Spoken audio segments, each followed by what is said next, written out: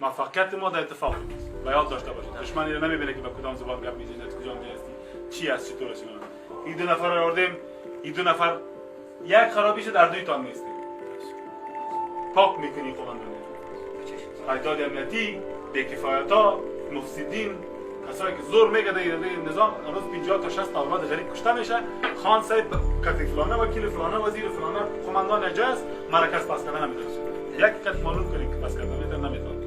قابل قبول نیست. باید تغییر پیدا کنید، شور بخورید، احساس پیدا کنید، نشینید در جای بگردید ببینید چی مشکلات است، چی وجود داره. وقتی که غرورتان بود از گشنگی نمیمونید. مردم معاش داریم، امتیاز داریم، امکانات داره، به قماندانی داده میشه. از حق سرباز، از نان سرباز چیز مهمات فروشی را یک لحظه قابل قبول نیست. کسی که مهمات فروشی پیدا شد با چک میگیری کابل روان میکنی، جاهای مثلا سارماله میکنی، نمیشه. از خدای خود میپارم مواجه در حق ملت ظلم نکنیم. مردم کمی درد دل مادرها را فکر کنید. این دشمنی چیز نیست. ما جنگ رو پیسه میخریم، گفتیم اصطلاح مردم. خدا راستی هر روز ما هر شب جنگ میکنیم. این جنگی مدیریت کار داره. این نظام چه قسم جور بکنیم تا که والی صاحب با برنامه‌های کلان آمده حمایت از اینا رو پروژه اقتصادی تمام بغلان اولادای مردم باید وظیفه پیدا کنه، تحصیلات کنه، یک مملکتی به پای خود استاد باشه. او داسې کنرم ارشد مویند داخلي ده او ان شاء الله تعالی دا ټول زورواکي به درته په ځمکې برابر کړي.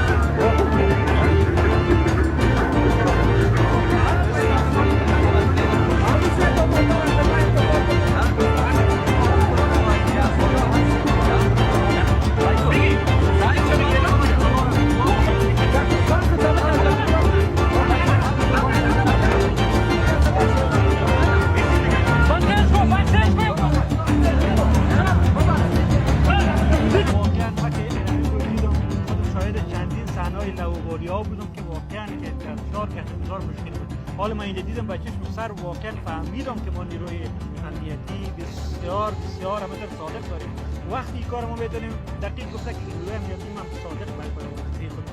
اگر با وظیفه خود صادق بود، صادقانه کار کرد، کشته سر راست نمیگرد. واقعا قانون تطبیق میکنه و قانون به شکل عملی تطبیق. حالا من که اینجا دیدم واقعا یک وجه حال دستای اینا رو ما باید بکنیم.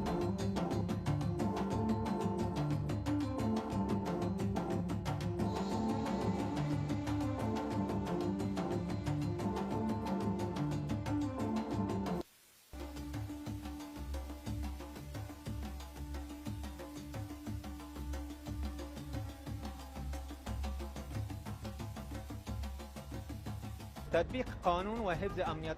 مسئولیت مردم و مسئولیت دولت است. روز بعض مردم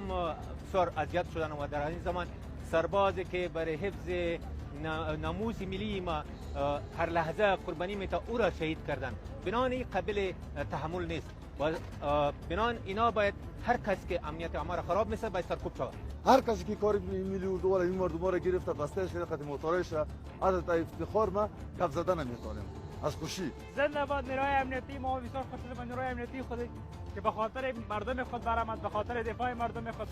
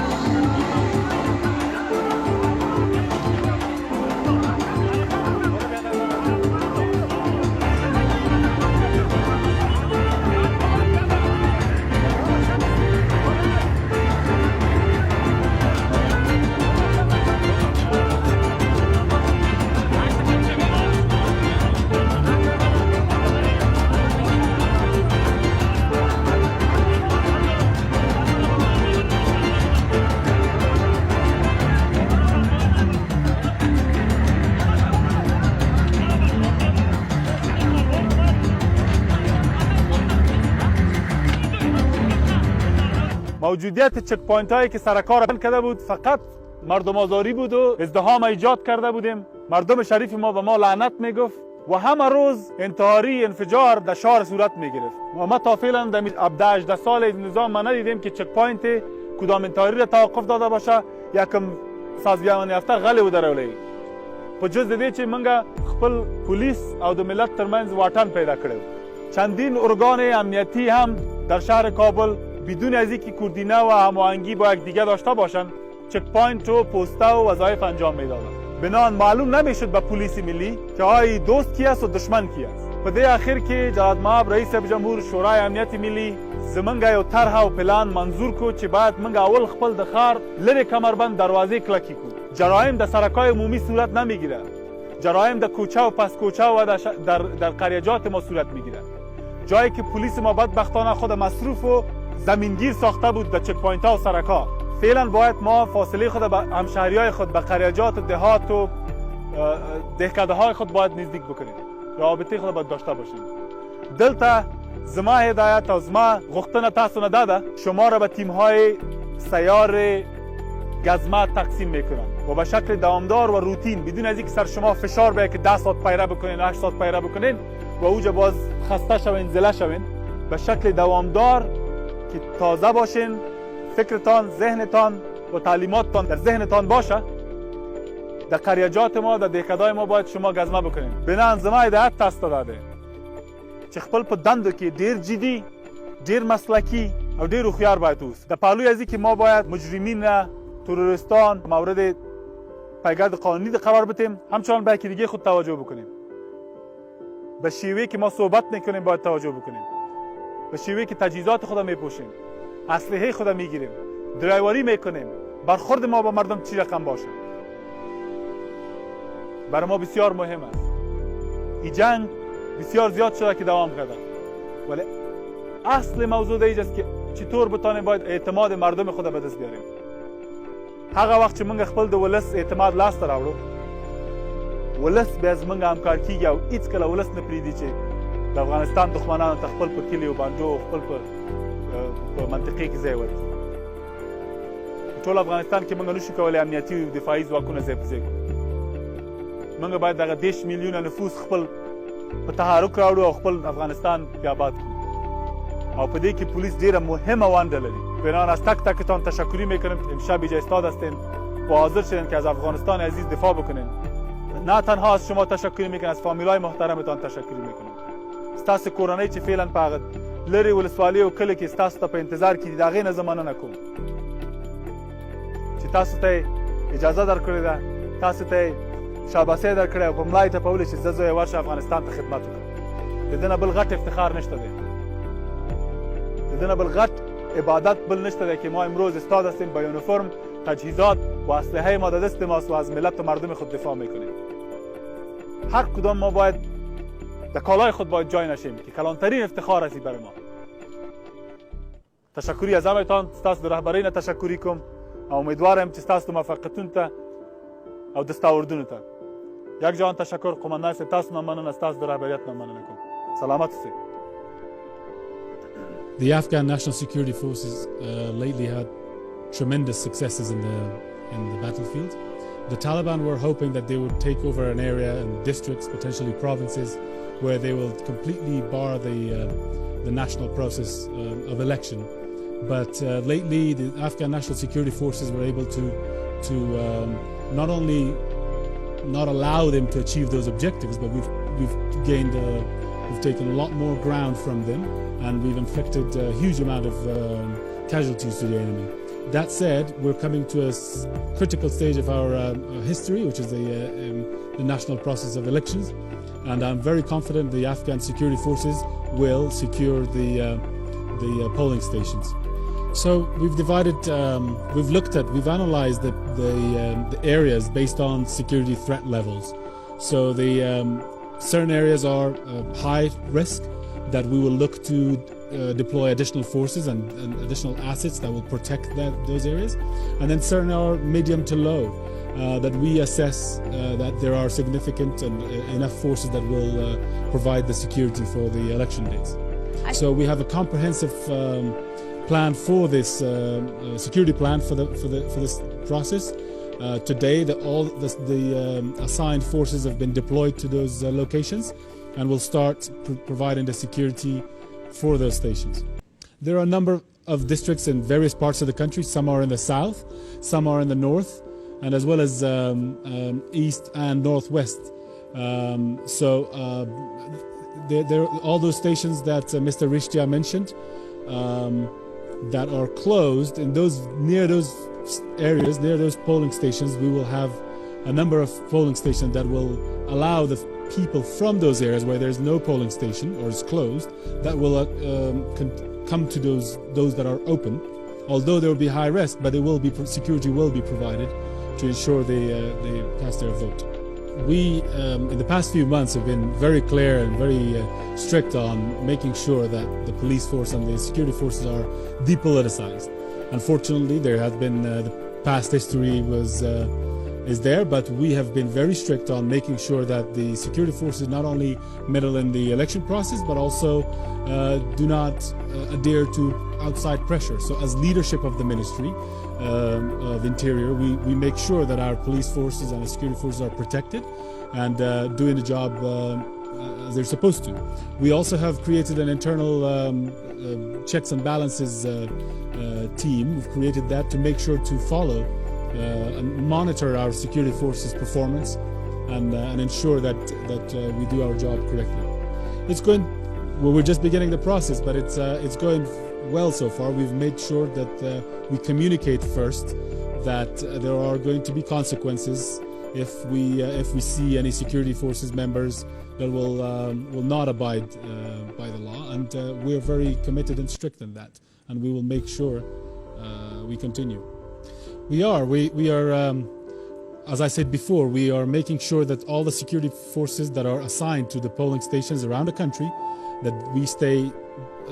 clear of any interference with the votes, or with anybody who is trying to harass people or force people or intimidate our compatriots from voting to one or another. So we will make sure that the Afghan security forces create a safe and peaceful environment for our people to come and vote without any interference or security threats and challenges. And in order to make sure that takes place effectively, we've created an additional organization that will monitor our own forces' performance and make sure if any of our security forces are caught wrongdoing, we will punish them in accordance to the law. The law is very clear, the election law as well as our constitution, that security forces will remain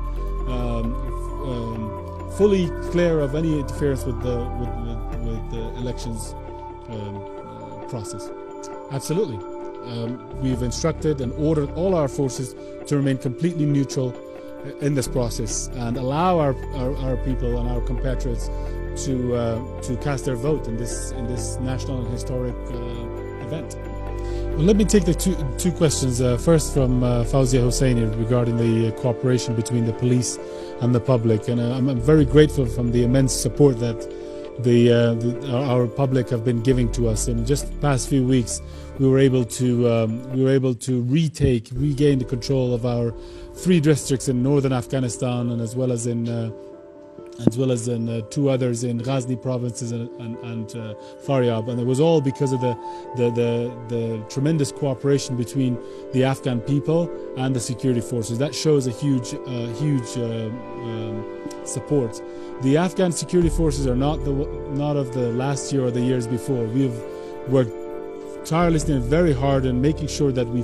clean our security forces from the elements that were harming that relationship between our people and the police. And secondly, the question of Mr. Fareed regarding the barbarism of the Taliban. It showed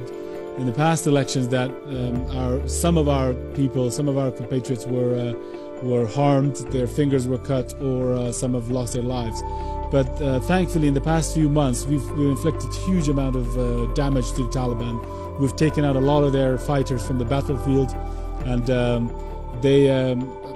want to be very clear that they don't have the capabilities that they had in 2014. Their numbers have been attrited constantly, and we're going to continue pressing on them well beyond the elections. So we will do our best to ensure our people's safety and security, and that's our duty. And security forces are taking pride in providing that necessary security for our people. Correct. So the joint commission between the IEC as well as the security forces had the 5,373 locations previously assigned. Out of that, the 431 stations, which were there were a number of reasons for it. It wasn't just because they're constantly insecure. I mean, we are actually hunting and trying to find the enemy in an area. So we looked at for a number of reasons. One, it was logistically sort of challenging because of the geography and terrain of Afghanistan. And two, we thought putting a small element of security forces in a very far-fetched area of the country will actually, and in case it gets attacked, it will be, it will actually damage our people. It will hurt our people. So for a number of reasons, the decision was made to shut those and create other stations close by areas where it will allow our people to come and vote. It's just a matter of an hour walk in some areas that I've been and visited for them to come and cast their vote. But I want to highlight in the past couple of weeks some of the districts that we have retook 43 other polling stations will be reopened because we've created the safe space for our people in Yamgan district of Badakhshan, in Warduj, in Kiran and Munjan, and a couple of districts in Ghazni province. So in those areas we will have more stations reopened, and we will make sure that logistically all the materials are transported there safely and provide security during the election as well as after the elections, where we will make sure that the material is safely brought back to the centers and for the further process. Well, absolutely. I mean, we are seeing the successes of Afghan security forces every day. I just want to highlight something with regards to female participation. We have, together with the Ministry of Women Affairs, have added or hired the females, over 7,000 females and their confidants in each of our polling stations for female checks, because we have seen previously some females involvement in terrorist attacks and so on. So in order to make sure that we have fully covered the security measures for the elections, we have female searchers that are trained and will be part of the search team. But I also want to assure that our fight against terrorism, against the Taliban, ISIS, Al-Qaeda have been continuing. It's been very successful so far. We're going to increase it. We're going to ramp it up to many folds prior to elections as well as during the election, which will be much more of a sort of a part of the force will be on a static security as well as a mobile security, and then it will continue beyond. So I want to assure that the Afghan security forces of today are not of the 8 months ago. We've brought tremendous changes. We have changed our processes. We've changed our leaders at various levels, and we've been very successful, and that's going to continue beyond. It's not just the elections that we're going to provide security, it's the future of Afghanistan. That's correct. That's because the enemy have been losing tremendously in the battlefield. So in order for them to have a breaking news, they start to attack the civilian population in the middle of a city, in a hotel, in public places. Because they are so desperate for a news and for the name and for popularity, so they're trying to they're trying to attack innocent people, and there's nothing to be proud of when you have innocent people in the cities dying. So that's a sign of loss for the enemy. It's not a success. The Afghan security forces will take all necessary measures to provide security for our compatriots to cast their vote. That I cannot reiterate. We are fully dedicated and committed to providing all necessary measures for our elections. Absolutely. I mean, I want to encourage all of our compatriots to come out. This is a historic event. Our national security forces are fully committed day and night to provide the security. This vote is going to be a sign of saying no to terrorism, saying no to the barbarism of the terrorists that are trying to hurt us and our nation. So this is a proud moment, and I want to encourage all of our people to come out and vote. And your security forces are going to be with you, and we will always be there to protect you, and because we are from you, and we will protect our people and our nation. Afghan security forces have been able to secure all the polling stations that were assigned to us by the Independent Election Commission, and we've created an opportunity for our compatriots to go and cast their vote. We do. We have so far, as of 1400 today, and at 2 p.m. today, we have 68 incidents that happened. We have 3 casualties, 3 martyrs of Afghan National Security Forces, and we have a few wounded, consisting of small sound bombs, IEDs, roadside bombs. So we have a total of 15 wounded civilians that are in our care service. At the moment, we don't have the exact number of the turnout, so, but we have created a safe environment. We do believe we've had quite a wide range of our compatriots who were present, and the lines were pretty clear, and the pictures were pretty obvious that all of our compatriots have turned up. Those who even had their fingers cut in the past elections, they've turned up and voted. So it was a huge morale boost for us. I mean, elderly people who turned up in wheel carts and they cast their vote because they know it's the future and they know it's their destiny. Afghanistan is not the 1990s. There's professional, strong Afghan National Security Forces. We have grew up in chaos and we know how to tackle chaos. So we're fully prepared for defending our country, and there is no anticipation of chaos. نیروهای امنیتی افغانستان کاملا آمادگی دارن. ما یک جا با کمیسیون مستقل انتخابات به 3 مرحله و به مرحله احتمالی 4 از نگاه امنیتی پلان گذاری کردیم. البته مرحله اولش آمادگی به کمپاین انتخاباتی و بعداً خود جریان انتخابات و مرحله شمارش آرا که اعلان نتیجه ابتدایی و اعلان نتیجه نهایی و بعد راوند آخری که ممکن آمادگی به دور دوم باشد داریم. بنابراین 100% آمادگی وجود داره. میخوام راجع به جنگ کمی صحبت بکنم. دشمن پلان داشت که چندین ولایات و ولسوالی ها را کاملا در تصرف خود بیارن که هیچ نوع انتخابات صورت نگیره. ولی خوشبختانه برای ما و بدبختانه برای دشمن اونا نتوانستن. جبهه منظم دشمن از بین رفته. اونا تلاش داشتن که یک اراضی را بتونن به قدرت و کنترل خود بیارن. اونا ضربات بسیار محکمی را دیدن و نمیتونن دیگر که قدرت نشر بکنن، منتشر بسازن به ساحات و اراضی افغانستان. بران دست میزنن به حملات چریکی و حملات انتحاری و تروریستی. این خودش نمونه ضعفشان است و ما آمادگی کامل داریم برای این جنگ. فعلا به خصوص حملات چریکی، انتحاری یا موتربم ما قوی بسیار خوبه با هماهنگی بخشای کشفی و استخباراتی داریم که تا بتانیم اونا را دقیقاً مورد حمله قرار بدیم، تا بتانیم جلوگیری بکنیم از اقدام از اونا که خدا نخواسته انتخابات ما را مختل بسازه. بله، با نامزدان محترم همکاری و تدابیری به نهایت ویژه برشان گرفتیم. به 18 کاندید محترم که البته بعضشان که فعلا از امکانات دولتی برخوردار هستند، اونا نه، ولی دیگرایشان وسایط زیرهی، وسایط تعقیبی، تقریبا 900 نفر پرسنل پلیسی که تخصص به امنیت قریب هر VIP یا کاندید محترم و معاونینشان، امنیت فیزیکی خانهشان، دفاترشان و همچنان در پهلوی ازی بعضی تدابیر لوجستیکی به طور مثلا کانکس و جای بودی باشه محافظینشان که اکثریتشان گفتن ما جای نداریم، برای از هم فراهم ساخته شد از طریق وزارت امور داخله. و همچنان در ولایاتی که اونا سفر میکنن، در محل تجمعشان، در محلاتی که اونا کمپاین خود پیش میبرن، بر اونجا هم امنیت قریبشان و امنیت بعیدشان توسط نیروهای امنیتی و دفاعی افغانستان برشون کاملا تدابیر گرفته. در پهلوی از او تیم مشخص اپراسیونی و کوردینه وزارت امور داخله و نیروهای امنیتی و دفاعی با نماینده 18 کاندید محترم، نماینده امنیتیشان که در جایی که سفر میکنن یا کمپاین خود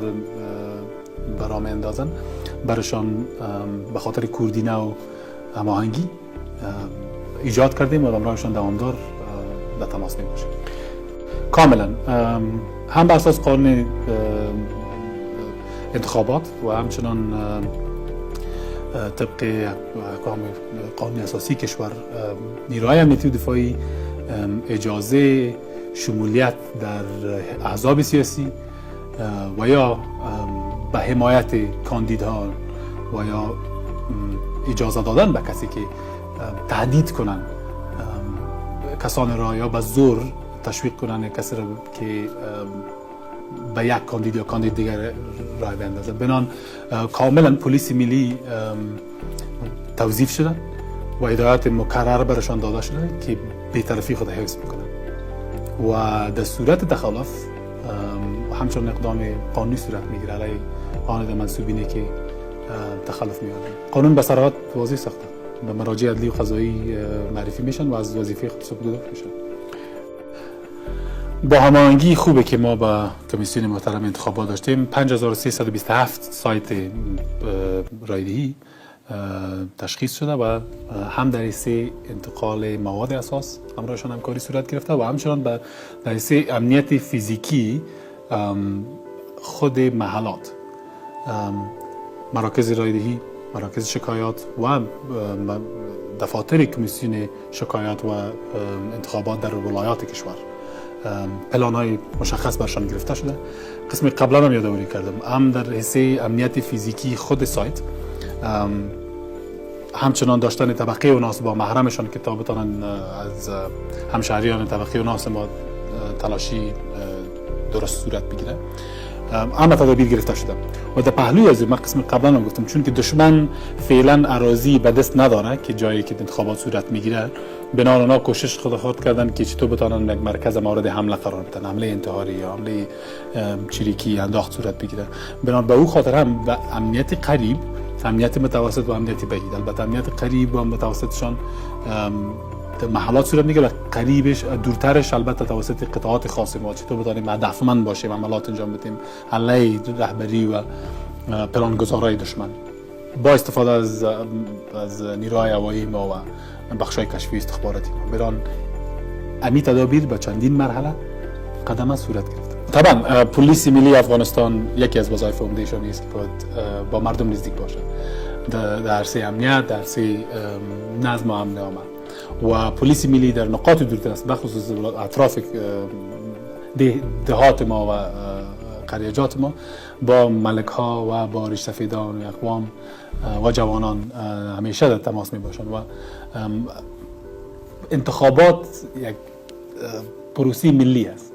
و پلیس ملی البته در رسه تامین امنیت همکاری میکنه، ولی خواهش ما از مردم ما و از اقوام ما است که با انگیزه و با شوق باید در این پروسه ملی اشتراک بکنه. پلیس ملی معتقد است که هیچ کسی زوربنده، هیچ کسی به تهدیدی که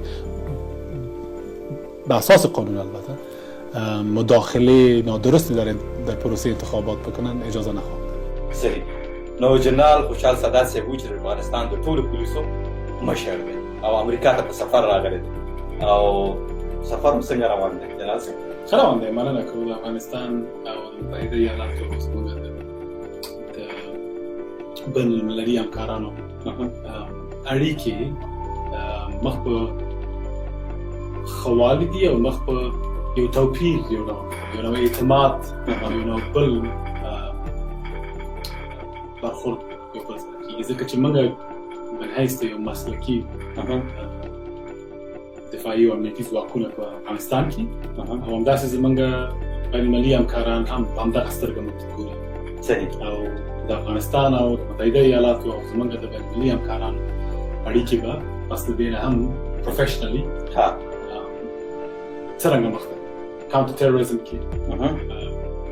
کاونټر نارکوټکس کې د ترهګرۍ په مخنیوي کې، د مخدره موادو په مخنیوي کې، مخدره موادو د تروریزم په مقابل کې د سازمان یافته یا د اورګنایزد کرایم په مقابل کې به وړاندې به څرنګه یو بل سره په هماهنګۍ مخ ته ځو مبارزه وکړو. دا ورته ووایه چې پولیس تاسو اول خو تاسو نه مشوره وکړم چې د پولیس د مشر په حیث باندې د ګرد افغانستان د پولیس مشر تاسو روزانه روټین راته اول خپل ووایه، بیا د هغې نه پس راځم ستاسو ادارې ستاسو کارونو ته راځم. د افغانستان د ملي پولیسو د مشر په توګه زه سهار وختي چې کله لمانځه نه پاڅېږم ورک اوټ کوم خپل سپورت کوم دوامدار ساتم ځکه چې یو عادت ګرځېدلی اوس نو بیا سهار مجلس زموږ دوامدار وضعیت د وطن پوښتنه کوي چې هغه چې زه خپله ډېر ناوخته پورې یخیم ځکه چې اکثریت زموږ د وظایف د شپې د خوا نه ناوخته د شپې پورې نو بعد له هغې نه بیا ورځ زموږ شروع کېږي روټین معمولا اداري بخشونه کارونه چې خلاص شي بیا خپله زموږ کورنیو چارو وزارت د ملي دفاع وزارت او زموږ نور امنیتي سکتورونو سره کوارډینیشن او پلانینګ بخشونه چې هغې سره ګورو کله کله زموږ ملي امنیت شورا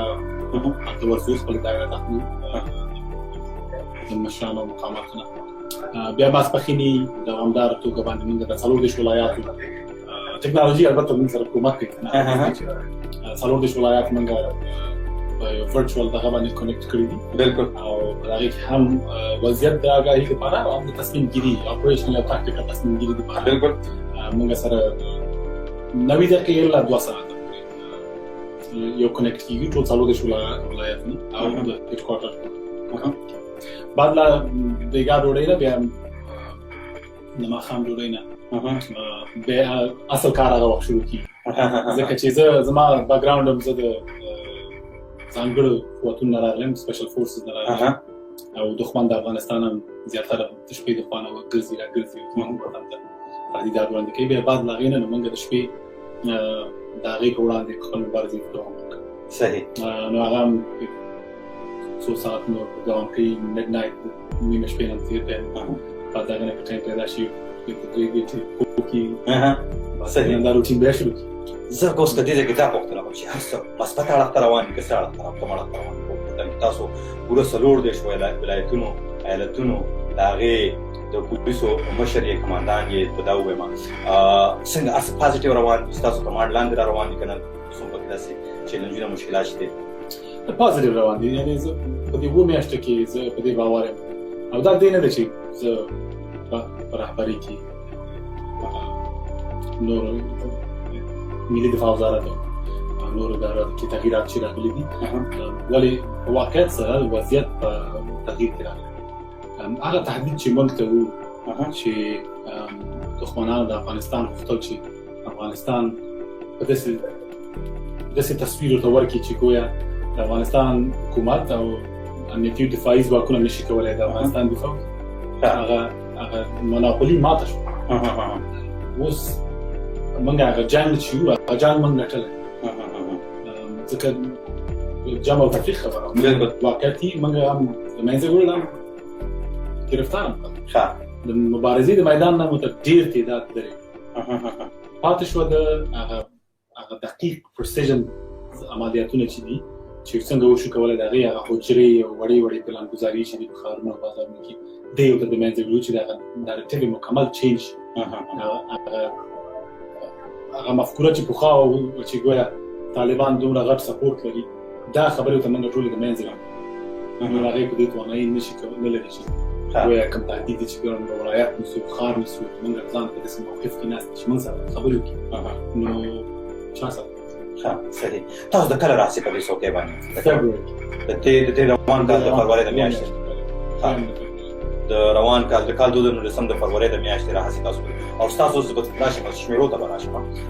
څومره پولیس دي په ګرد افغانستان کې تاسو سره مطلب شمیرې د شته دغه شان او بالکل شمیرې په تشکیل په اساس باندې 180,000 دي ولې تقریبا کمبیوټر نه لرو چې 1,40,000 تعداد ټول نور مطلب نور اړتیا لري مطلب چې دینه هم سیوا شي کنه مطلب دا کافي دی یو لکه تاسو کافي دی یو هغه پکې شته یو سایکل پکې دوامداري بعضې تقاوت کېږي شهیدان لرو زخمیان لرو بعضې د خدمت ټایم چې 3 کاله دی هغې ټول تکمیلېږي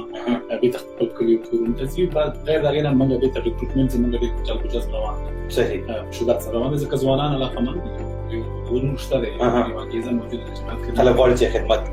کوي او واقعیت سره یو چې زموږ امتیازات دي معاشات یو ځوان 18 کلن ځوان ته چې موږ وظیفه یا کار لري یو ښه معاش لري ښه امتیاز لري آینده ورته موږ جوړوو یو دلیل زما راتګ هم درته دی چې څنګه وشو کولی چې متحده ایالاتو کې همداسې ځکه چې ما هم دلته تعلیمات نظامي تعلیمات لیدلي دي د افغانستان ملي پولیسو ته موږ وشو کولی چې یو نوع سکالرشپ یا موږ وشو کولی ورته په تاکتیکل اپریشنل په ستراتیژیک لیول باندې موږ ورته تحصیلي امکانات برابر کړو چې هغوی وشي کولی چې خپل کرییر مطلب ستاسو د خبرې نه چوړ زه به خپلو اورېدونکو ته دا ویلی شم چې جنرال خوشحال سادات صاحب څوک چې د ګرد افغانستان د پولیسو مشر دی امریکې ته د تګ مقصد دا دی چې د خپلو پولیسو ژوند نور ښه کړي او دا سهولتونه نور برابر کړي ټکنالوژي وایي څه دغه شان تاسو ویلي شو بالکل داسې ویل شو په تېرو څو کالو کې زمونږ بینالمللي همکارانو زمونږ بینالمللي پارتنرانو ډېر تلاش او کوشش وکړو او د دې نه منندوی یو چې زمونږ د ملي دفاع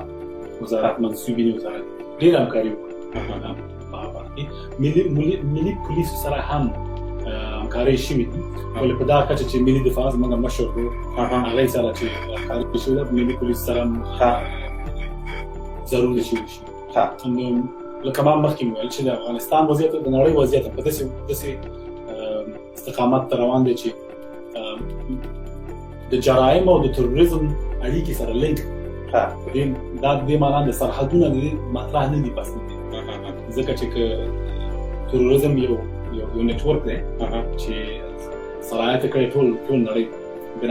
لازمه ده چې د پولیسو د ضد د تروریزم او ضد د موادو مخدره په یو بل سره ډېر کلک نو څه کړه ټکنالوژي حساب سره تاسو پولیسو ته هغه شیزونه برابر دي کنه هغه کې اوس هم کمیش دي هغه لپاره تاسو هم هلې ځلې کوي چې خپل پولیسو ته خپل عسکرو ته برابر بالکل تاسو زما د بیک ګراوند یادواري وکړه زه غواړم مهم خپل انسان کریکټر دی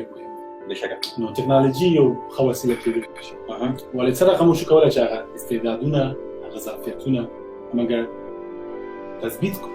او هغې ته روزنه ورکړو دا خپله یو نوع سکیل نو زمونږ یو دنده زما وایم چې په انګریزي کې د ټالنټ سپاټینګ وایي همدغه ټالنټ سپاټینګ څوک ظرفیت د دې لري څوک د دې توانایي لري چې لاس کاله د نن نه کوشش کولی یو لیډرشپ موقف کې او خدمت وکړي بشکره ولس ته خدمت وکړي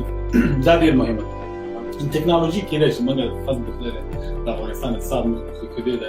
بینالمللي ژمنې هم شته څو کلونه آینده موږ چې اوس ګورو زموږ بینالمللي دوستان هم ډېرې ژمنې موجود دي لکه ما مخکې مې ویل چې زموږ او ستاسو زموږ او د نړۍ ستونزې سره یو دي جرایم او تروریزم او د مخدره موادو بنان امکانات شته عدد امکانات ته مالي جنګانه موږ ښه موقف کې مهم دا ده چې موږ آیا ښه استعدادونه راټولولی شو هغه ځوانان هغه افغانان چې ظرفیت د دې ولري هغه ته دا زموږ یو لویه دنده ده چې موږ یې باید تثبیت کړو صحیح سپاټ کړو بیا په سرمایه ګذاري وکړو هغې ته رشد ورکړو چې آینده افغانستان نړۍ سره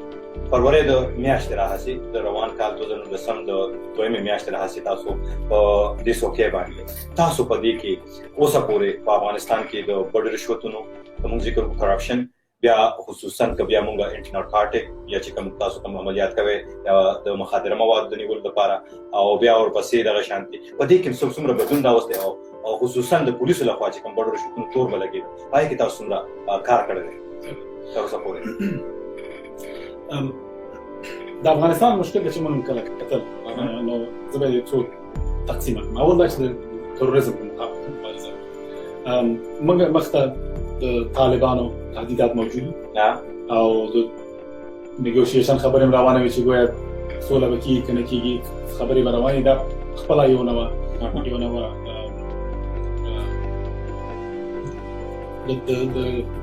د جنګ او د تروریستي عملونو سپایک راټیک شوی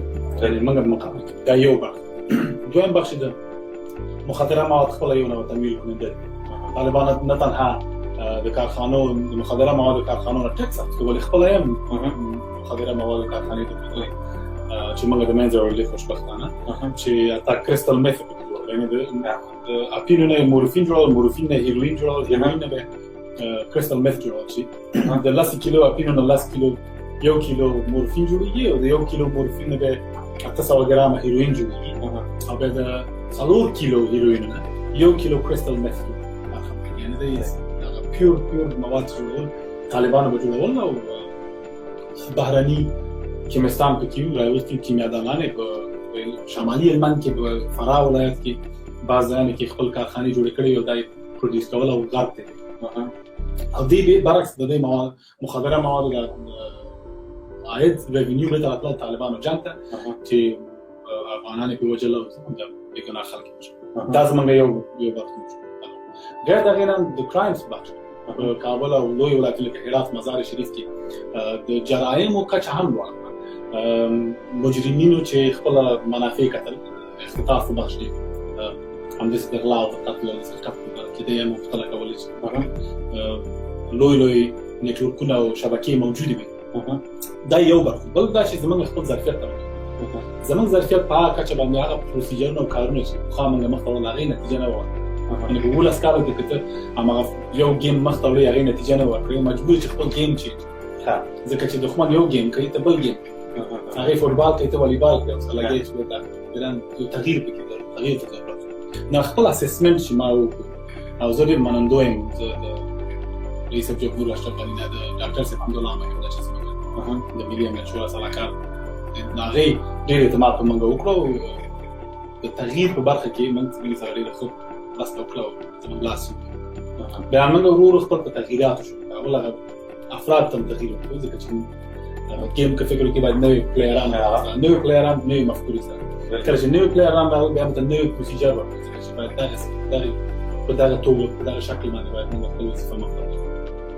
نو همداسې مې شروع کړه په جنګ باندې ځکه موږ هغه کسان راوړو چې اول دغه وینه باید ودرول ځکه چې د افغان وژنه ډېره وه وینه به تویېدله ډېره وه او زموږ هویت په تهدید کې طالب زموږ هویت طالب ویل چې زه ولایت او زه ښارونه او دا نیسم او امریکا نور کسان سره چې میز ناست وو چې زه ما سره باید نیګوشیشن وشي د نام موږ په دې پوهېدلو چې زموږ لوړ زموږ لاس دپاره دی موږ د هغې نه بهتر فعلا دغه خوب یې پوره نه شو نو اول هم د هغې د مخنیوي لپاره شو ډېر کلک ځکه زموږ هویت زموږ عزت خطر کې یعنې اوس هم لږې پاتې دي زه په دې باور یم چې ډېر متخطر که د حساب کاغذ باندې وګورو نو دا دومره ظرفیت ورکې نه دی پاتې چې نور هغه تهدید چې وایي چې ولایت نیسو دغه نیسو پاتې شو د جرایمو په جرایمو کې څو نیټورکونه او په مخصوصا په کابل او هرات او مزار او نورو ولایتونو کې چې دی دغه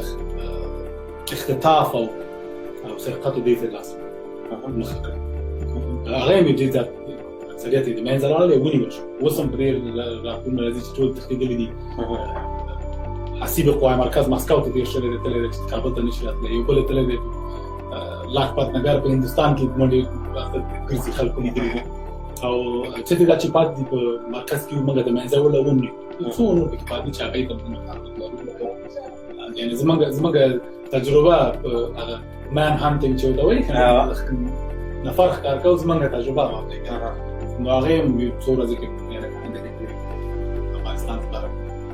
بهتری شي نو مطمئن یم چې انشاءالله یا نیول کېږي یا د منځه ځي صحیح ټیټه سطح باندې ټیټه کچه باندې هغه بعضې مجرمین چې موبایل دزدي که او که دا او که دا په ټول دنیا کې مروج دي او هغې سره زموږ ملي پولیس مبارزه به کوي پس د مخدره موادو کارخانې ما مخکې تاسو ته یادوري وکړه چې دا ډېر کارخانې وې چې په افغانستان کې مخصوصا په جنوب کې په هلمند او فراه کې وي چې موږ دې ته لازم وګرځېدل چې باید دی د منځه لاړ شي ځکه کارخانې خپله د طالبانو هماغه ځای کې بیا هم امنیتو ته نیو هماغه ته به پروسس کول او هغې نه به کمال بېرته لیدل غربي مملکتونو ته سره د هغې خپل افغانستان کې ځوانانو ته ډېر خطرات یعنې د متعددو کچه لوړ شوي موږ لیدل موږ د منځه وړو یو څه دا نور هم پاتې دي چې هغه هم صحیح هغې تاسو انګریزي کې دا it's a matter of time دغه څو مهم تاسکونه چې موږ مخته بیوړل دې خپله یو ډول تغییر راوست وضعیت کې او مهم دا ده چې زموږ ولس باید اعتماد په دې وکړي ځکه چې موږ یو دغه تغییر چې روان دی ورو ورو څنګه دې ته باید تداوم ورکړو صحیح دې باندې اوس موږ انشاءالله په دې باندې کار کوئ تاسو وایئ چې مطلب دا دی چې ډېر پرمختګ شوی دی او نور لګیا تاسو خپلې هلې ځلې کوئ را به شم دې ته هغه مسلې ته خیالي پولیس دغه مسله ډېره زیاته وه چې په یو سیمه کې یو علاقه کې به 300 پولیس ښودلې کېدل خو په ډیوټۍ به 50 250 هغه خیالي پولیس وو دغه ستونزه تاسو څومره کابو کړه څومره کنټرول کړه په افغانستان کې ډېر یو دردناک حقیقت کله چې موږ راغلو تنها د پولیسو د پرسنل موضوع نه وه د وسلو د وسایلو تر زیاته هم ورک شوي داسې و چې کرپشن موضوع ډېره جدي موضوع د فساد ادارې بالکل سیستم داسې جوړ شوی چې هر څه هماغه انالاګ سیستم باندې نغدي پیسې راتلې او نغدي پیسې تلې امضاګانې کېدلې مثال د ته په زابل ولایت کې په یو ولسوالۍ کې 4.5 پولیس په تشکیل باید موجود وي یعنی د هډکوارټر نه د کابل نه د 4.5 کسانو معاش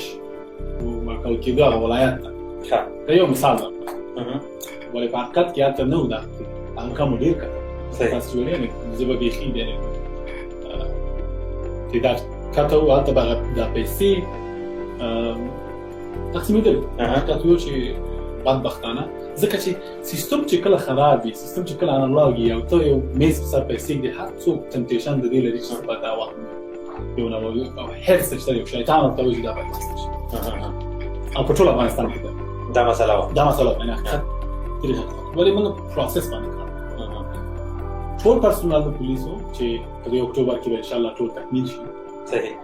ټول بایومټریکلی انرول کېږي لکه پاسپورټ چې اخلي یا لکه ویزا انټرویو ته چې ورځئ فنګر پرنټ کېږي موجودېږي سوالونه پوښتنې درنه کېږي بلډ ګروپ دې اخیستل کېږي موږ ته برنامه د لای ډیټیکټر د په انګلیسي وایي د کاس سیستم دی چې معلومېږي که دښمن سره دې کار کوو دوست سره دې کار کوو ټول بیکګراونډ دې چک کېږي بعد د هغې نه معلومېږي چې څوک یې چېرته یې وظیفه چېرته ټول بیکګراونډ دې معلومېږي دې کې تاسو وبخښئ ستاسو خبره کته بیکګراونډ دا څومره مهم دی یو کس بیکګراونډ چې کوم ځکه چې موږ اکثر داسې ولو انسایډر اټیکس دغه شیزونه ډېر زیات دي دغه شانتي او بیا اکثر طالبان خپل په غاړه واخلي چې مثال په توګه پولیس لګیا دي یا آرمي لګیا ده زه په خصوصا د پولیسو څخه کوم ځکه چې تاسو پولیسو بشئ نو لګیا د ټریننګ لګیا دی یا د ځکه اپریشن لګیا دی او یو کس لګي په خپل مرګرو باندې ټوپک راوړي داس ویو دي او وی چې بیا وروسته طالبان په غاړه واخلي دا دغه مسله څومره زیاته او بیا په دې کې تاسو بیکګراوند څومره چک کوئ چې مثال په توګه وکیل تاسو سره په پولیس کې ورته کیږي د بیکګراوند چک تاسو څنګه چې په فاده طالبانو بس په پاتې شي او د طالبانو بس نه تاسو څومره غټ چیلنج تاسو لپاره طالبان خو موږ سره په دې وایم یا چې خبره شوې دي چې وایي تاسو ولې حقیقت نه وم تیریږي چې داسې هم شته چې بعضې داسې کړي دي داسې شوي دي چې میلیټنټس وي ولې لکه ما مخکې مو تر څو چې موږ ټول منصوبین د پولیس په سیستم کې داخل نه کړو دا مشکلات دي دا به کله کېږي مطلب لکه ما مو ویل تر اکتوبره پورې چې هغه میاشتې پاتې زموږ د پروسه چې ده چې ټول انرول کېږي په ملي پولیس سیستم ته داخليږي دا خلاصېږي کېدای شي کته پورته څوک پاتې لرې ولسوالۍ دی لرې یعنې لوجسټیکلی کوم مشکل چې پاتې لکه لرې ولسوالۍ دی هغې ته دغه ټیم نشي ورتلی ځکه چې داسې خو نه دی چې دغه باید ټول سیستم سره خپل لاړ شي بایومټریک سیستم سره کمپیوټر یعنې باید ملي پولیس راولو خپل منصوبین د ولسوالۍ نه راولو مرکز ته هلته دی باید بایومټریک انرول شي بېرته لاړ شي نو لږ زره لوجسټیکل پرابلم ورته کېږي ټولې هغه انسایډر اټاک چې تا وویلې هغه کسان دي چې په سیستم کې نو سیستم کې وو انالاګ سیستم کې یعنې په یو هغه تضمین او بیکګراوند چک کې ټول تکمیل شوی نه و یعنې زه روزمره خپل ګزارشونه اخلم د زموږ داخلي امنیت داخلي ګروپ چې ریاست چې دی موږ ته اپډیټ راکوي چې کوم منصوبین په کوم ولسوالۍ په کوم ځای کې موږ نیګیټیو راکوي هغوی پازیټیو دښمن سره لاس تر وکړي په هغې باندې موږ غور کوو ګوري نورم ډیپ ډایو ورباندې کوو چې څوک دی سره چک دی چا سره وصل دې کې بله خبره په وکتلی شي ډېر خلک داسې وو چې طالبانو سره په پیرول باندې دوی به ورته تنخواګانې ورکول داسې به یا به یې هغې لپاره عملیات کول یا به رواني کول چې هر څه حساب سره خو هغې که واپس اوس ژوند ته راغلي نارمل سوسایټۍ ته راغلي هغه خلکو دپاره بیا موقع شته چې هغوی هم پولیس یا فورسز دغه شانتې جوین کړي نه طالبان سره اول خو د پیرول ویم طالبان خپله د قاچاقبرو د پیسې اخلي د ملکي وګړو کورونو ته ورځي په زور وړاندې چرګان لري او هغه سونه او دار باندې په زور کې چې موږ ته وخت راوړل. اوس هم داسې دي؟ اوس هم؟ بالکل طالبان نه نو ته بیا اوس حکومت دی او جمهوریت دی او بیا تاسو یې کله غله غونډه چې یو چا کلی ته راشي او ټوپک راوخلي یو چا کوټه ټک ټک نیمه شپه باندې ټک ټک دروازه خلاص کړي چې ما ته ډوډۍ راکړه. 15 نفر 10 نفر په حجرې کې کېني په زور د ډوډۍ وکړه. نو د دې فرهنګ د لارې باید همداسې مخته لاړ شي. طالبان ټول په زور په جبر باندې زموږ په طالبانو باندې فشار اچوي ډوډۍ ورکړي. نو هغه خپل پیرود کوم سیستم موجود دی چې پیرود څه پیسې چې هغه راځي هغه پیسې مصرفوي په موټر بانک لپاره چې ملکي کسان پرې وژني ورځي تجاري مواد اخلي بهر ملکونو کې فابریکات پرې اخلي یا نور سیستمونه کالي واخله وسلې واخله مهمات واخله به یې راشي ښار بازار کې والوځه وشي جهاد دا داسې ستاسو سوال پوښتنه دپاره ما داسې کوم متقاعد طالب نه دی نو طالبان یا به عدلیې ډکې دي یا په زندانونو کې ډک دي. داسې طالب موږ نه دی لیدلی چې زه یو وخت طالب وم او ما اوس تقاعد کړی دی یا ما طالب دي پرېښی ده راغواړم چې افغانستان ماشاءالله ښه ځوانان لري او نور هم زموږ حقیقت دا دی چې تقریبا 8 لکه ځوانان زموږ محصلین دي چې فارغ شوي دي د پوهنتونونو د افغانستان د یونیورسټیو نه فارغ دي. دا زموږ نوی ټارګټ دا دی چې دغه 8 لکه ځوانان چې ټول ایجوکیټډ او یونیورسټي ډیګري لري دی غواړي دا وکړي چې ملي پولیس زموږ په دې کې نشته زموږ په دې کې خپل یو سلو ترانزیشن چې څنګه کوم یو شي کولای راوړي سیستم دره داخلي کوواله د یو ملک یو سیمې د ترقۍ راز پوهان مشران وایي چې لایک نشي د ستا پوره آبادي تاسو سره کوو مطلب پروډکټیو کار کوي هغه نروي په پولیسو کې د زنانو لپاره مسؤلیت لپاره یا زنانو او خزو لپاره څومره پولیس تاسو سره خزو خزینه پولیس دي. بالکل زموږ تقریبا 3 هفتې مخکې چې موږ کتل 3000 پر رسیدل 3000 ملي پولیس زنانه او دا برنامه ان شاء الله مستقبل موږ زما په سطح باندې موینت په سطح باندې هم موږ کار کوو چې ولې لیدرشپ رول او چې هم د سکته پر ریاستونو کې هم د نور بخښونو کې د زنانه ملي پولیس موجود ولې دا هم یو کلچر چینج ته ضرورت دی چې موږ په دې باندې کار شروع کړی دی. ملي پولیسو زنانه منصبداران بهر ملکونو ته مثلا ترکیه کې اکاډمي لري موږ ډېر ښه روزنه ورکړې چې بېرته راغلي. او بله مهم موضوع دا ده چې نه تنها یعنې فرهنګي ذهنیت زموږ دا ده چې زنانه باید لاړ شي ډاکټر شي انجینیر شي یا مثلا نرس نظام کې په غربي نظامونو کې هم همداسې زنانه ملټري افسران به ټول په شفاخانو او کلینیکونو کې به کار کوي. بالکل ولې برعکس زموږ زنانې افغان پیغلې په سپیشل فورسز یونټس یعنې ما زه چې ځکه چې په همدې یونټونو کې زه لوی شوی ټاپترین بااستعداده باغیرتترین ښځې زموږ سره 2-3 به موږ سره هر عملیات کې موږ وینو چې په مرمۍ لګېدل د شپې وظایفو کې تیاری مې ځان اچولی دی فاسټ ټروپینګ کې ځان کړی دی بهترین فاسټ ټروپ هدفونه یې په پړي کې اجرا کېږي د شپې. بالکل نجونې افغان نجونې مطلب شته نور هم را روان اوس په افغانستان کې داسې سیمې شته چېرته چې د پولیسو ریټ نه وي یعنې داسې علاقه چې ستاسو په کنټرول کې نه وي کله چې لوی افغانستان دی داسې کومه علاقه شته که نه؟ بالکل هغه ساحې چې ولس پکې نشته. افغانستان کې ډېر ولایتونه ولسوالیو کې داسې ځایان دي چې ولس پکې نشته ولې موږ هغې ته لازمه نه ګورو چې هلته ورشو خپل بیس کې هغه لرې ولسوالۍ دي چې موږ ملي پولیس په اساس د پاپولیشن ډیزاین کړي دي او چېرته چې باید موږ بیسونه چې د محدودیت زموږ هلته چې پاپولیشن پکې ځکه چې موږ خدمات وشو کرایم یې موږ جسټس دپاره برابر کوو رشد او اقتصاد دپاره یعنې ډېر ساحې د افغانستان دي که اراضي ته وګورئ په نقشې کې غرونه دي دښتې دي درې دي کوم چې ته نفوس ډېر یا ته موږ خپل کوښښ کوو چې هلته باید خپل پولیس ورو کړي ځانونه دا هیڅ شی څومره لوی چیلنج دی ستاسو لپاره په افغانستان کې؟ زه غواړم چې اول لږ سره د تروریستي د ارګانونو اداراتو په باره کې لږ معلومات ورکړم. داسې چې تهداب د دې کارونو القاعدې کې القاعدې دغه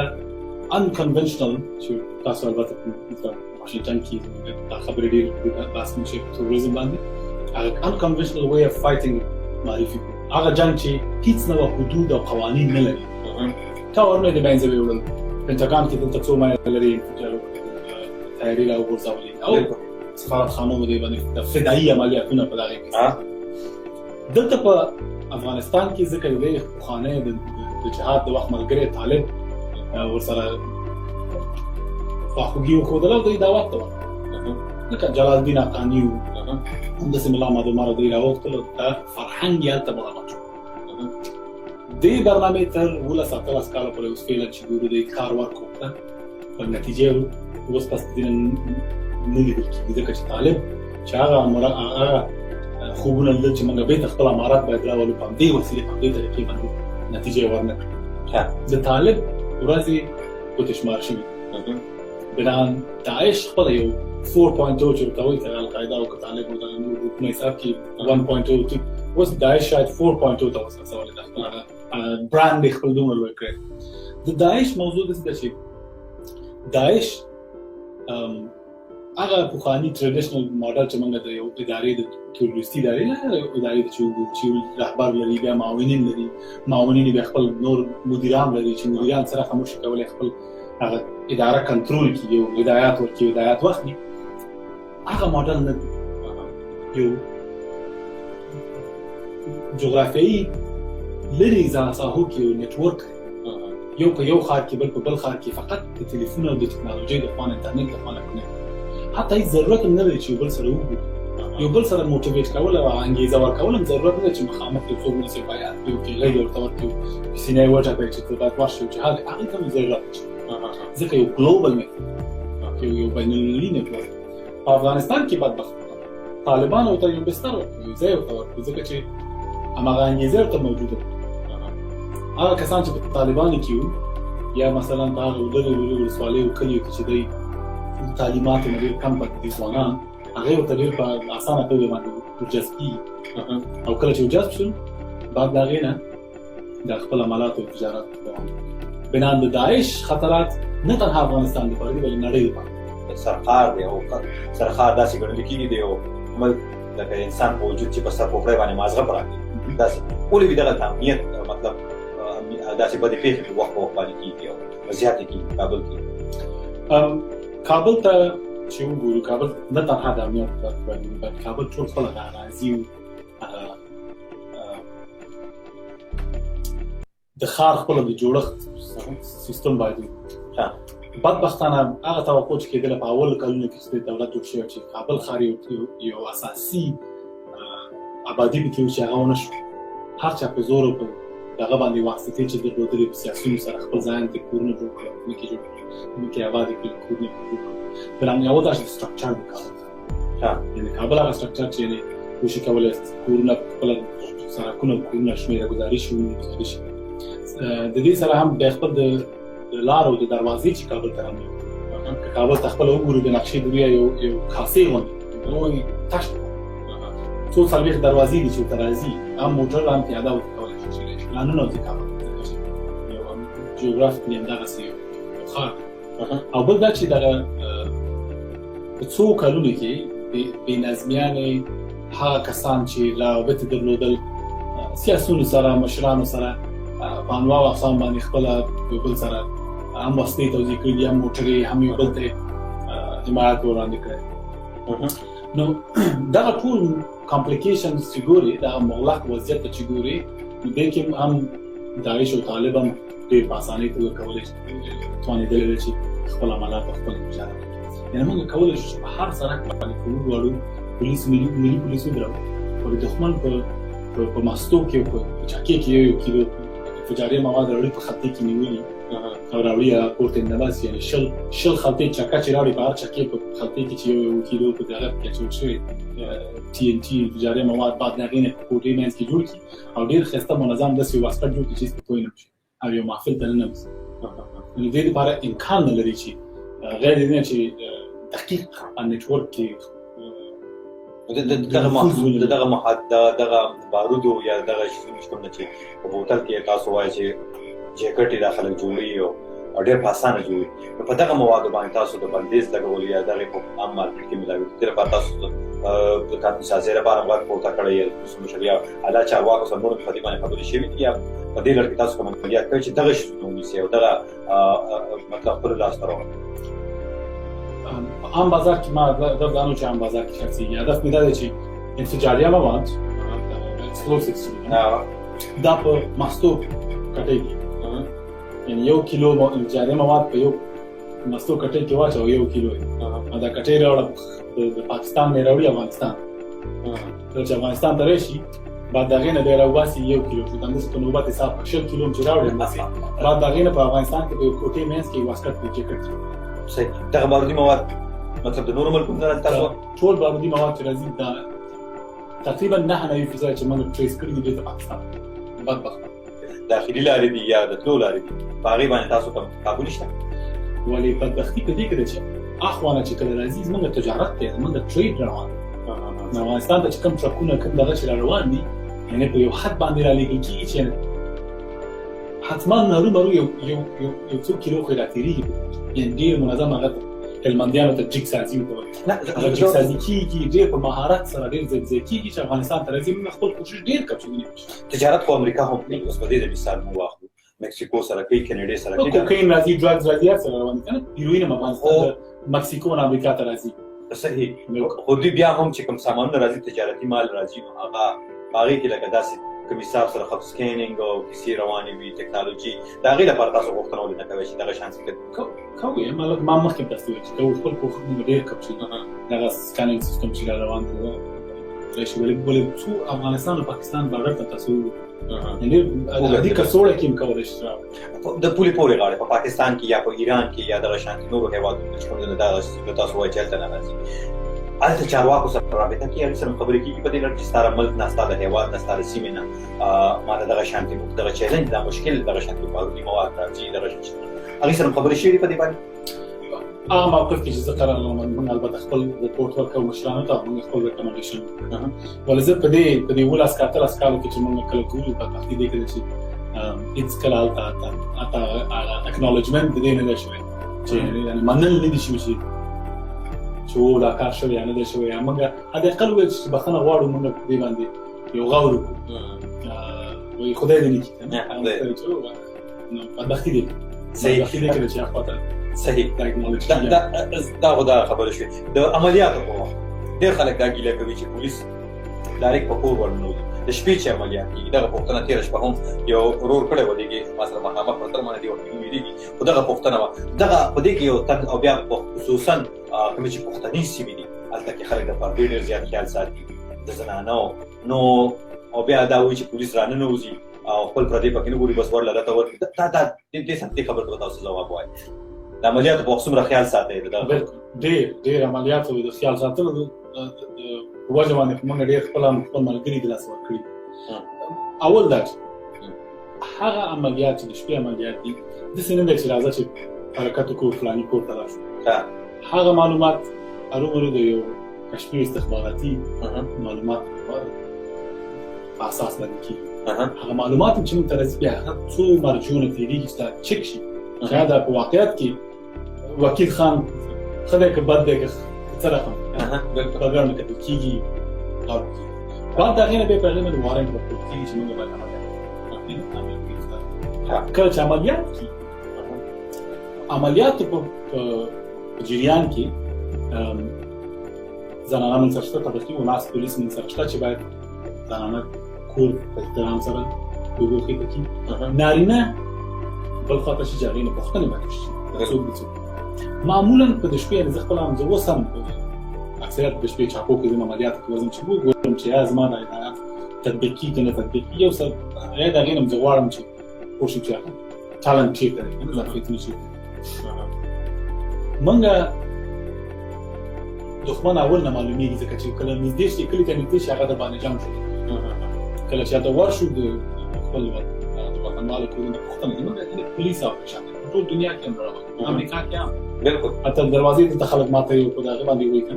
ډېر جدي دی چې کله چې افغانستان خلک صحیح دی چې موږ تاسو باید خپل ولس ته احترام وکړو ولې نور نړۍ ته وګورو د نور نړۍ پولیس ډېر جدي دي. په امریکا کې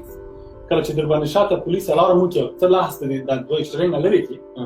څومره جدي دی نه ته بانکي سره راځي نږدې کېږي په د واشنګټن ډي سي کې همدلته بالکل په دا تندي ولې نه فعال چې لږ د پولیس هغه قومندې ته متوجه نه شي پاک کړي کله چې هلته تلاشي کېږي یا په کور کې موږ کوښښ کوو ډېر کړو چې هغه مورد هدف نفر ځان سره موږ کړو نه دا چې هر څوک چې موږ مخته راغلي مشکوک معلوم شي موږ داسې د سوال د جواب په حق لرو موږ په اساس د فیصلې د محکمې موږ موضوع عملیات کړو خپل شاید کوشش کوو چې زیان ونه رسي بالخصوص زموږ عام وګړو ته ماشومان او ښځو ته موږ ډېر نهایت کوشش صحیح ولې هغه دښمن اول باید پوښتنه دښمن نه وي دا ولس زما ډېر کله چې غوسه مې ترې شي چې څه شو ستاسو دا غرور دا پښتون څه شو دا غیرت هم څه شو چې پردی سړی راځي ستا په کور نوځي بېکار ته استفاده کوي ښځه زه یې متوقع ستا د پښتونولۍ نه ستا د مېلمهپالنې نه راځي استفاده کوي مطلب تاسو وایئ چې غلط سړي ته ځای نه دي ورکول غلط سړي ته ځای نه دي ورکول پکار هغه غلط سړی چې تاسو په کور کې وي تاسو ساتلی وي تاسو په حجره کې په بیټک کې به ساتلی وي د هغه پر ضد عملیات هم کېدی شي او بیا هغه عملیاتو کې چې کم دی نو هغه مشران وي چې سرلاندم سوځي که نه نو دغه کیسه هم ده ښه یو یره موجود ده د پولیس نه د پوځ نه په سیمه کې او لرېوالی پولیس نه چې څوک پولیس وویني نو یا د پولیس راغی ځان غلی کړي سایډ ته شي که نه ځکه چې پولیس لړ شي نو هغوی وهل ټکول هم ښایي خلکو سره که څه هم عملیات روان وي ورنټ ورسره وي بیا هم تاسو د پولیسو د مشر په حیث باندې د پولیسو ترمنځ او د عام ولس ترمنځ سیویلین عام خلک چې د هغوی ترمنځ چې کوم اړیکې دي یا ښه والی دی یا د هغوی چې کوم تعلق دی هغه ښه کولو لپاره یا هغه نږدېوالی راوستلو لپاره څه هلې ځلې کوئ افغانستان خو ماشاءالله داسې ملک دی چې د جرګو د مشرانو د کلیو د ملکانو فرهنګ پکې ډېر نو اول زموږ تلاش دا دی چې موږ مشران ټول قومندانۍ امنیې د څلور دېرش ولایتونو دغه یو خپل وظیفه معتبر کړل شوې ده چې باید ټول مشران سپین ږیري او ملکان باید اول دې سره دوامداره شکل باندې جرګې وشي او د هغې غوښتنو ته باید موږ وکړو چې هغوی څه وغواړي بیا مهم دا دی چې زموږ ځکه چې همداسې ملي پولیس دي موږ باید ټول ولس ته موږ باید ځوانان موږ باید تشویق کړو چې ملي پولیس کې ملي اردو کې خپل زامن اردوګان چې خدمت کله چې پولیس یا ملي اردو هر څوک شي کله یونیفورم یو چاته واغونده او راشي کله زه دلته یونیفورم کې نه یم شاید تاسو بل څوک چې موږ زموږ وطنوال هم داسې بل څوک ولې کله چې یونیفورم ورته واغوندي یو سړی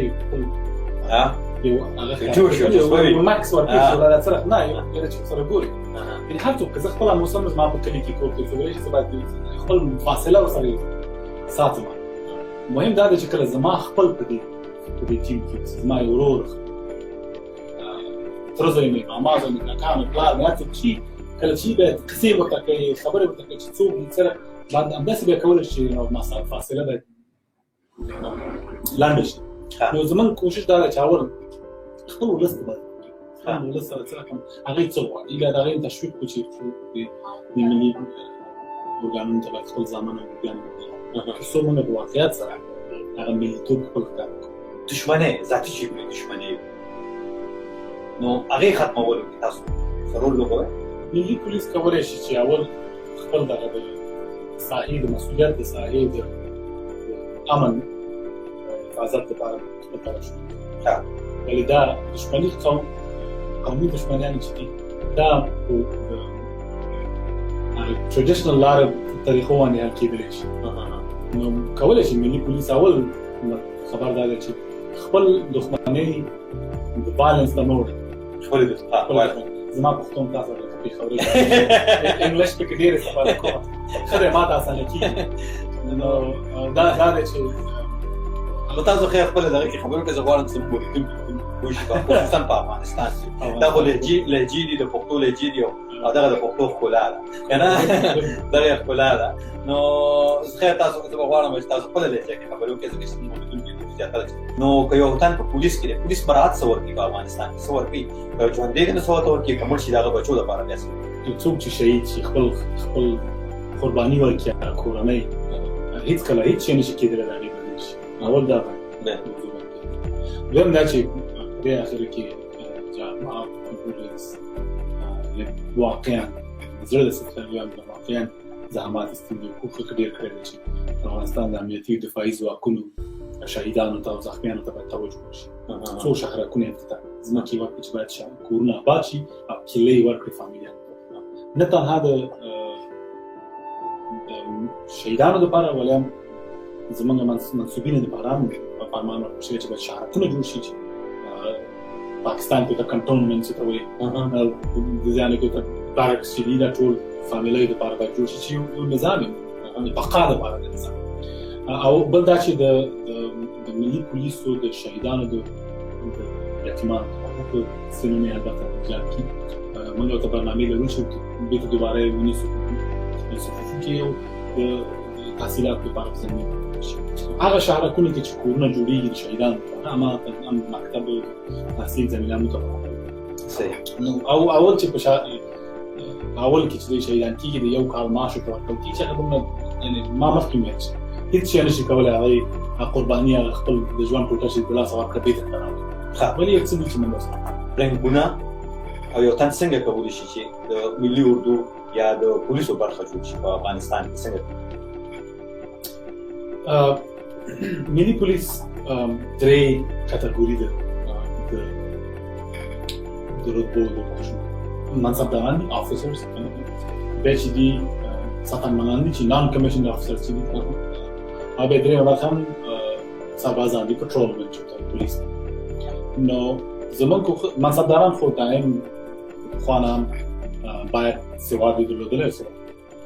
دویمه کټګوري چې د ساتنمنان دي نان کمیشن هغه دي چې د سربازۍ نه چې ساتنمنۍ ته ورځي باید سواد ولري یا سواد باید زده کړي چې تر څو دغه شي.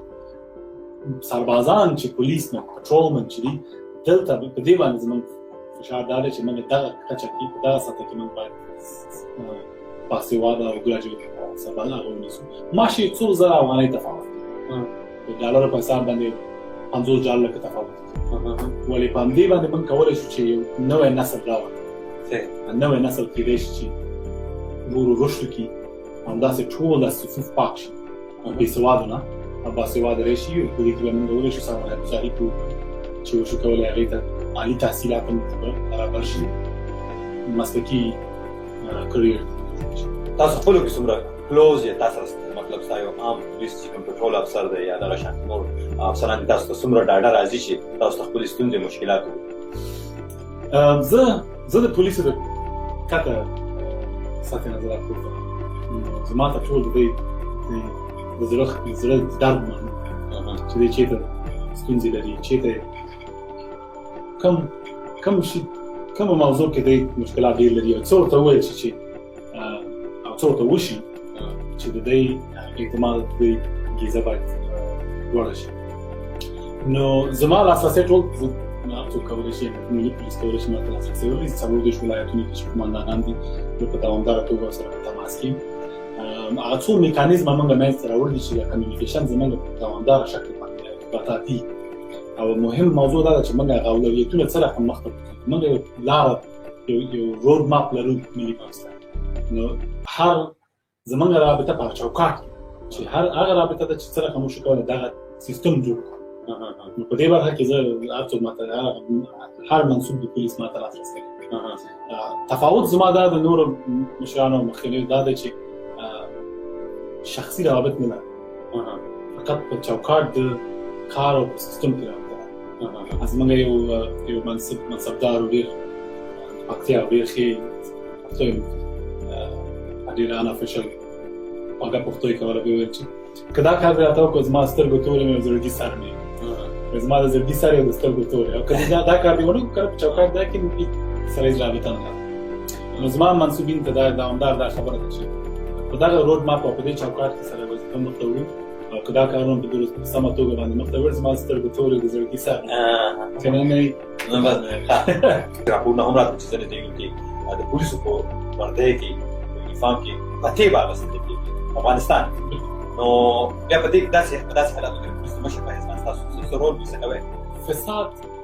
ډېر بدبخته حالات او د پولیسو نوم دوامدار په شکل ټول په پاکستان کې کوم کې پولیس نه تنها په دننه خپله کې فساد مصروف وو او بعض قسمت کې اوس هم د دې امکانات شته ځکه چې اوس هم سیستم کار کوي چې تغییرات وشي ول بیرون هم ځکه ولس سره مواجه د ولس نه هم زموږ د فساد ډېره ده ول مهم څه دی مهم زموږ د فرهنګ تغییر دغه فرهنګ په داسې شکل چې کورنۍ چارو وزارت کې البته تعینات او چې رشوت په دې ورکړي چې مخ ته لاړ شي دا کار نه دا موږ ته یو قسمته پورې وته هم ډول ډېر متر یعنی هیڅوک د اوس په اساس د پیسو پر رشوت نه تللی چې ګویا چاله پیسې ورکړي چې ځان مخ ته کړي موین ته یا کوم وزیر داخلي ته ځان مخ ته کړي پیسې ورکړي دا خبرې لاره بدبختی په دې کې چې هغه رشوت چې ولس سره مخامخ د دکاندار او د ریړۍ او د کراچۍ او د موټروان او د دغه چې اخیستل کېدل دا غزي کې زموږ د فرهنګ تغییر زه نشم کولی چې هر پولیس شاته ودرېږم چې ګوره څوک کوم یو پیسه اخلي کوم پیسه نه اخلي کراچۍ نه اخلي دغه نه اخلي دکاندار نه دې ته زموږ د فرهنګ تغییر سیستم ته هم تغییرات دي ما مخکې وویل چې موږ جنرال رئیس جمهور ډېر کوشش وکړ چې موږ زموږ ته هغه بینیفټس راکړل شي کور راشي موږ ته مسؤلین دپاره کور ورکړل شي هغه میډیکل بینیفټس باید ته ورکړل شي همداسې ورته نور تحصیلات زمینه ول چاته تغییر لري زموږ بدبختي په دې کې چې زموږ د فرهنګ باندې روان دغه سیاسي مشران همداسې ولسونه کې یعنې ټرک تېرېږي غټه لارۍ کور مخ نه تېرېږي د سړک نه البته د چک پوینټ د پولیس نه که تېرېدله خپله کراچۍ به پیسې راویستې د موټر به پیسې راویستې د پولیس چې وخت ما پرېږده ځکه چې ما 10 ټونه بار کړي دي او قانون ویل چې 15 ټونه بار کړي هغه 15 ټونو لپاره به تا ته رشوت دغه فرهنګ باید تغییر شي نو تنها د یعنې پولیسو امکان نه لري په ټول نړۍ کې همدا بدبختي موجوده ده بل دا چې په سیستم پولیس د ټولنې ټولو بخشونو سکتورونو کې سره کار کوي یعنې جالبه دا وه چې ما د اوله ورځې کې ما ته د نکاح خطونه راوړل چې د نکاح خطونه د خلک چې بهر ته تلل نور ملکونو ته تلل چې یعنی رابط د تروریزم او دغه سره ونه لري د کرایم سره ونه لري باید دغه رفع مسؤلیت د الله د هغې لپاره باید ځان تکمل زما ته چې د خلکو د نکاح خطونه سره زه د پولیس نه ویل نه دا داسې بیکګراوند چک دپاره یعنې پولیس د ټولنې اکثریتو سکتورونو کې سره کار لري نو مهمه دا ده چې دغه ټول عدلي او قضایي ارګانونه مالیه شهرسازي سړکسازي د فواید عامه د ترانسپورت وزارتونو ټول دغه وزارتونو کې یو نوی سیستم تغییر ته ضرورت کله چې نو سیستم او طرز العملونه منځته راشي د هغه چانس د کرپشن پولیس ته کمی زه به یو بل مثال تاسو ته درکړم چې کله زه قومندان وم د خاصو خطراتو د سپیشل فورسز یونټ کې کابل کې نو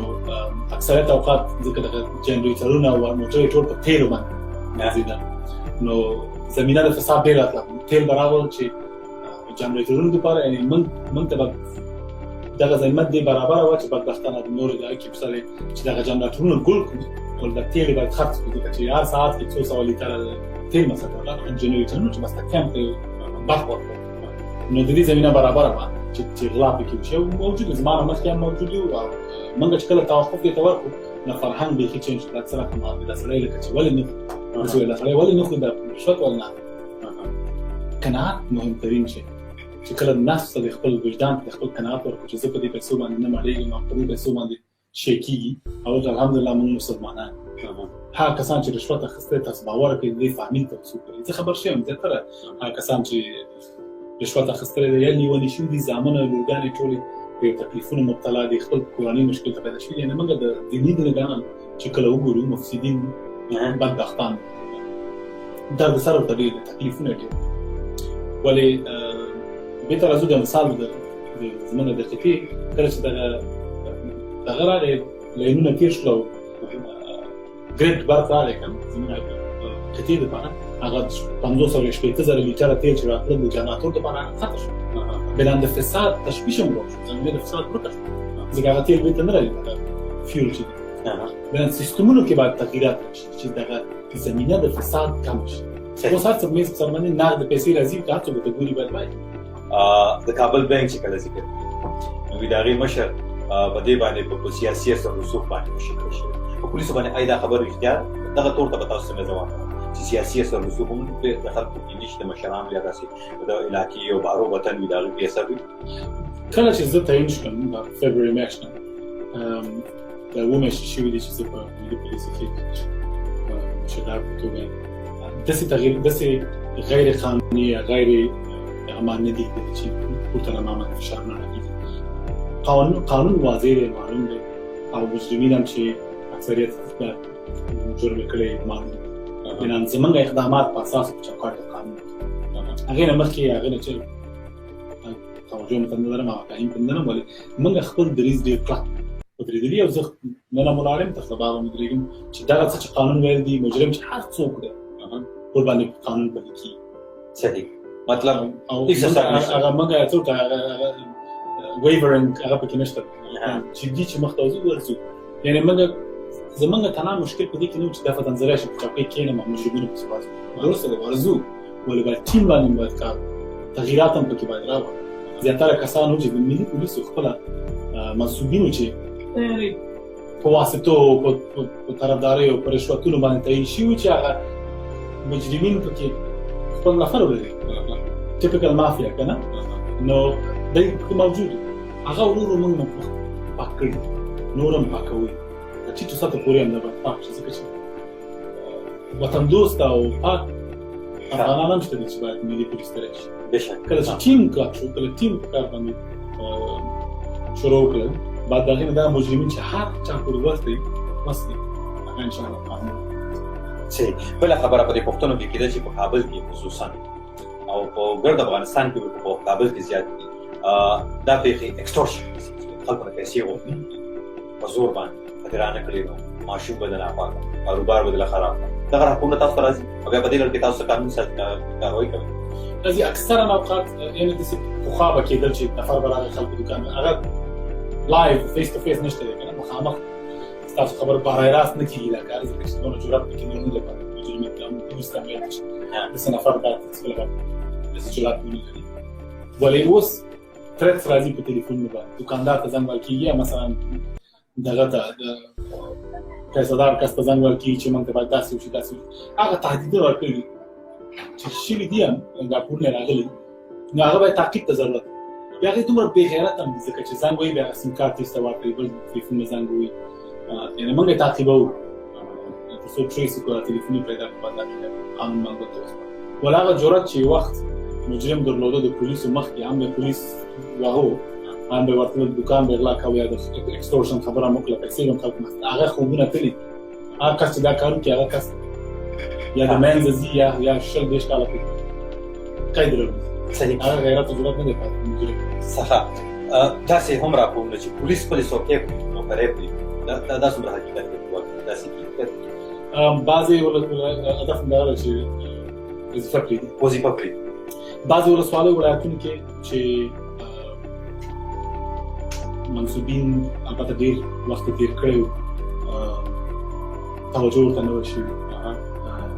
معاشاتو دا کې ځکه چې سیستم ما مخکې سیستم فقط کش هاند هاند نو سړی په یو ډېرې ولسوالیو کې څو میاشتې معاش نه و اخیستی توجه یې نه ورکړې بچي و هغه یې درلودل په بل ولایت کې نو رسېدګي ورته نشته کولی ښځې به هم ورته زنګ وهلی چې یا دې پرېږدم یا راشي کور ته راشي دا حقیقتونه دي نه پولیس ضرورت څه دی ځکه چې 3-4 میاشتې هلته پروت یم بچي مې دي معاش مې په وخت نه رارسېږي زه مجبور یم چې لاړ شم معاش په ټایم نه ملاوېږي هغې وخت کې داسې موږ سیستم ته تغییر ورکړو اوس منصوبې رهبري د پولیسو خپل توجه کوي معلوم ده آخرین قدمې ته باید ډوډۍ باید په وخت ورسېږي مړی معاش باید ورسېږي سایکل د رخصتۍ باید کله چې اپریشن د خلاص کړو باید لاړ شي خپل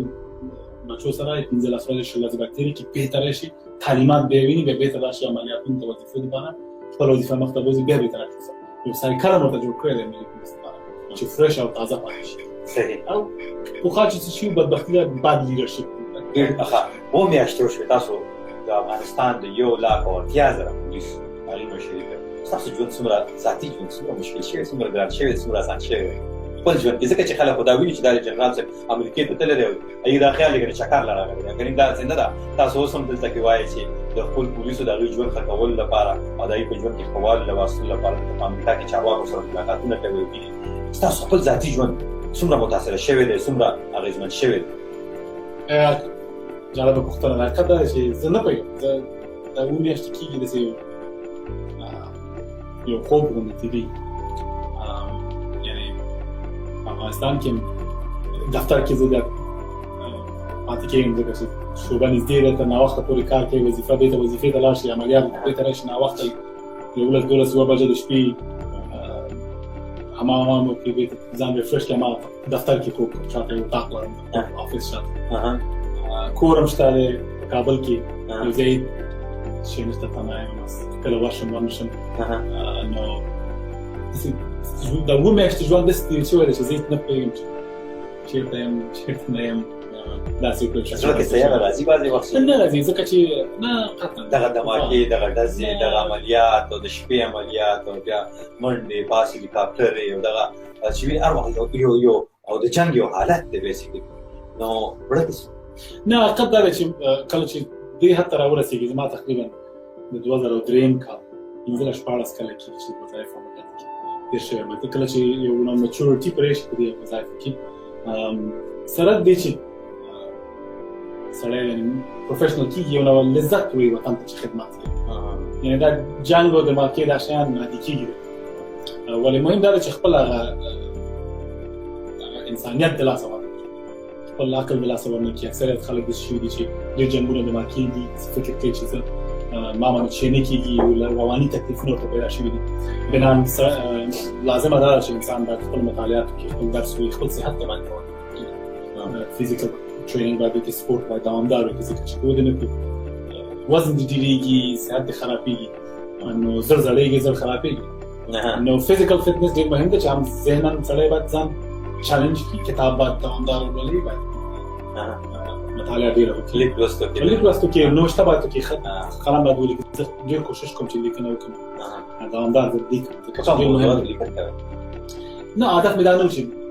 لیکل کوم، هدف مې دا دی چې خپل ټیک نوټس او مطالعه باید کتابونه باید وکړي. د ورځې چې 1 ساعت 2 ساعت هم چې سړی مطالعه وکړي، وخت پیدا کړي، مخکې د خوب نه یا موټر کې چې سفر کې چېرته چې باید مطالعه باید وشي. او بیا فزیکلي هم باید ځان ته چلنج ورکړي، حداقل نیم ساعت 1 ساعت باید منډه وکړي، یا جیم ته لاړ شي، کار باید وکړي. زما خپل دفتر شاته تخت باندې نه یم، وزنونه بهر دي چې زه باید بیا حداقل خوله باید وکړي. زما تاسو سره ملاقات وشو، موږ بیا ملاقات وکړو. ما ته کله تاسو لاس ملو کوم، ما جنرال صاحب جیم ما دا وجود نه تاسو پته ولګی چې جنرال صاحب جیم ته ځي او فټنس په برابر وزن هم اوچتي. نو دا خبره شوه. بعضې پولیس چې عملیاتو کې د یو علاقې مشري کوي یا دغه شان هغه کې بس که داسې څوک ونیسي یا داسې څوک ووژني ولګي په عملیاتو په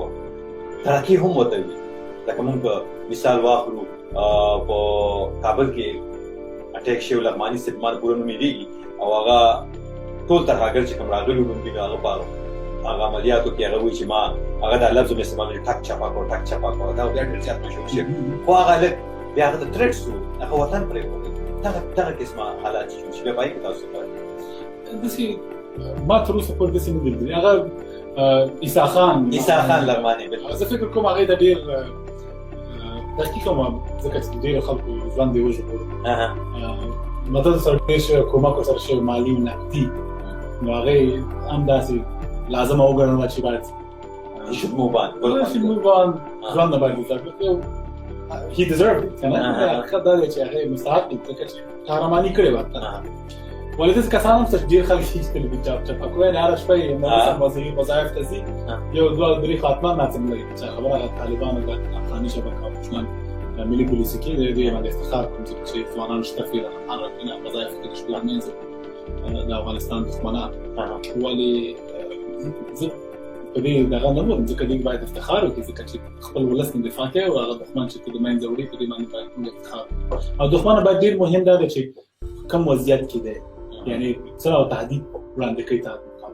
هر نوع وظایف هم چې مخته وړي باید د قانون په چوکاټ کې اصول معلوم دي چې کوم څوک باید وولي، کوم څوک باید ونه. صحیح ده دغه It's a خیال threat towards you کنه بالکل دا او دا څومره تاسو خپل عسکرو ته وایي چې مطلب چې دا دلته په امریکا کې پولیس ته ویل کېږي چې دا would be your last option to shoot someone دا تاسو به اخیری لاره دا وي چې دا ډېرو دغه نه پس چې کله وګڼئ چې تاسو خطر جوړ شي تا وویني لکه به ته سړی وګوري تاسو څومره دا وایي چې لکه سړی ژوندی راولی تاسو ژوندی راولی مجرم ژوندی راولی داسې چې په افغانستان کې په متحده ایالاتو کې هغه چې په افغانستان کې دغه دلته نشته د تعدیداتو کچه دومره لوړه انتحاري واسکټونه چې دلته افغانستان کې دلته نشته دي وسلې یا مات چې هلته خو سیریسنس خپل لري ولې موږ چې خپل منصوبین ته وایو خپل ذهن او عقل باید کار صحیح دا چې وضعیت باید محاکمه کې خپله ووایو وګورو چې زه آیا زه فکر کوم که نه کوم